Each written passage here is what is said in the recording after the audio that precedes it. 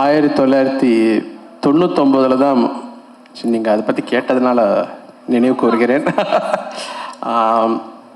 ஒரு ஒரு எளிமையான ஒரு சின்ன ஒரு இளம் இயக்குனர் கௌதம் மேனன்றவரை சந்தித்தேன். அவர் ஆர்டி ராஜசேகர் என்ற ஒரு கேமராமேன் மூலியமாக வந்தார் ஒரு விளம்பர படத்துக்காக. பட் அதுக்கப்புறம் பார்த்திங்கன்னா 2000 வருஷத்தில் தான் நான் இந்த மின்னில் என்ற படம் ஆக்சுவலாக அப்போ வந்து இந்த காதல் ரீசெட் ரிப்பீட்டுக்கும் அதுக்கும் ஒரு சம்மந்தம் இருக்குது. அதுக்காக தான் இந்த கதையை சொல்கிறேன்.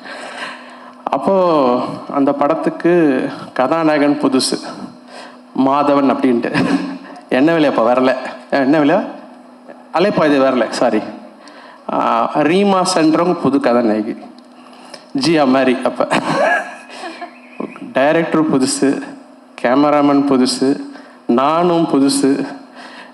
ஒரே ஒரு ஸ்டார் அந்த படத்தில் ப்ரொடியூசர் வந்து ஜீன்ஸ் படத்தோடைய ப்ரொடியூசர் டாக்டர் முரளி மாண்டவர், அவர் ஒருத்தர் தான், மீதி எல்லாரும் புதுசு. அந்த படத்தில் ஒர்க் பண்ணும்போது பாடலாசிரியர்களுக்கெல்லாம் எங்கள் நம்பிக்கை கிடையாது. உங்களுக்கு தெரியல, அவெல்லாம் பெரிய ஸ்டார்ஸ். அப்போல்லாம் போகும்போது அப்போ தான் ஒரு 3 பாடல் 4 பாடலுக்கு அப்புறம் தாமரைன்ற ஒரு புதியவர்கள் சேர்த்துக்கிட்டோம். எல்லாம் புதுசு மதிக்கும் சொல்லிட்டு